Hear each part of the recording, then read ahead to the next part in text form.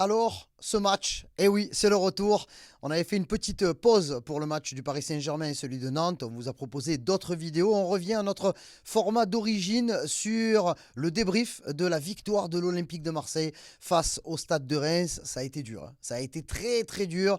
On a espéré pendant longtemps que la physionomie du jeu change un petit peu. Mais bon, on est resté quand même quasiment pendant 70 minutes avec un match assez équilibré, avec énormément de déchets techniques entre le Stade de Reims et l'Olympique de Marseille.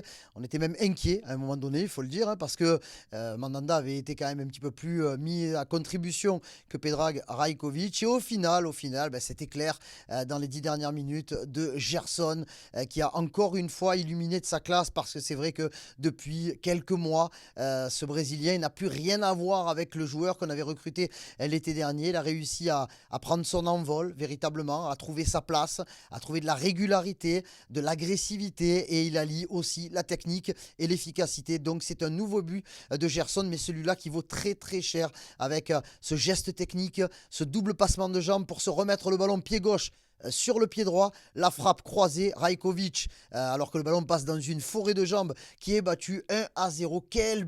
Quel but de Gerson, qui permet à l'Olympique de Marseille de s'imposer une victoire très importante, hein. On ne va pas revenir sur les résultats de Rennes qui a atomisé Lorient 5-0, de Monaco qui s'est imposé samedi en début de soirée à Saint-Etienne 4-1. Mais ce match-là, ben, c'est peut-être un des matchs les plus importants de la saison en termes de résultats. Une victoire 1-0 avec un Olympique de Marseille un petit peu sur courant alternatif, hein.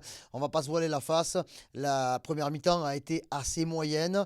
Avec l'entrée à la pause de Payet et de Gerson, on pensait que ça allait être beaucoup mieux, mais force est de constater qu'on a galéré. Voilà, tout simplement, hein. L'Olympique de Marseille a dû vraiment puiser sur des exploits individuels pour essayer d'aller chercher la victoire. La rentrée de Bamba Dieng est à souligner. Si on avait, alors on va pas parler de top 3, flop 3, sur des joueurs qui ont été quand même en difficulté. Sead Kolasinac qui est sorti légitimement à la mi-temps.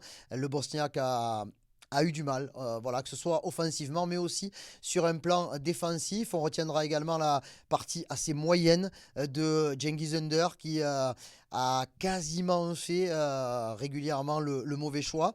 Il y a eu un bon centre pour Milik en première mi-temps, avec l'intervention de Gravillon qui a percuté le poteau, mais sinon pas grand chose de très bon à noter pour l'international turc, qui fera mieux les prochaines fois. Il revenait de blessure. Milik a eu un comportement aussi un peu intermittent, avec sa frappe qui a été magnifique dans le premier quart d'heure, mais ensuite il a eu du mal quand même à être, et d'une, à être servi, et de deux, à être trouvé par les joueurs du milieu de terrain de l'Olympique de Marseille. Ensuite, Steve Mandanda, mis à part cette petite erreur de relance balle au pied en milieu de première mi-temps, a réalisé encore un match à la Mandanda. Il est phénoménal et vraiment le porte-bonheur de l'Olympique de Marseille cette saison. Il a été titularisé et encore une fois, c'est un clean sheet, et surtout, il poursuit cette série qui est folle, j'ai envie de dire, avec le fait qu'il n'ait pas perdu un seul match officiel cette saison quand il a été titulaire dans les buts de l'Olympique de Marseille. Un grand bravo à William Saliba, encore une fois, le menhir qui a été au niveau de ce qu'on attend de lui, c'est-à-dire quasiment un patron de la défense, encore plus quand il a formé la charnière centrale avec Bouba Kamara, qui a été remplacé pour les 12 dernières minutes par Douillet et Tchaletatsar.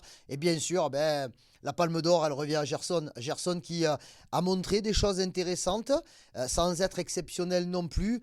Et puis, cet éclair de génie permet à l'Olympique de Marseille de garder 6 points d'avance sur un duo formé par Rennes et par Monaco. Il ne reste que 4 matchs à jouer en cette fin de saison, et l'Olympique de Marseille a, j'irai sur le très très bon chemin de la qualification directe pour la Ligue des Champions. Il ne faut pas s'enflammer, hein. Bravo à tous les supporters qui ont suivi ce match-là au stade Auguste Delaune. Il y avait un parquage monstrueux avec un aux armes énorme qui a été lancé en deuxième période. On a vu, quand on a entendu le bruit sur le but de Gerson, il y avait quand même d'autres supporters qui étaient placés un petit peu partout. Voilà, l'Olympique de Marseille fait la grosse opération, et ce qui change, c'est que l'OM gagne en ne jouant pas bien, ce qui est assez rare, mais l'OM sait se montrer pragmatique. Donc bravo à l'Olympique de Marseille de Jorge Sampaoli, qui compte aujourd'hui 65 points, ce qui est quand même quelque chose d'énorme en 34 journée. Prochain match jeudi soir au stade de Cuip, demi-finale aller de Ligue Europa Conférence,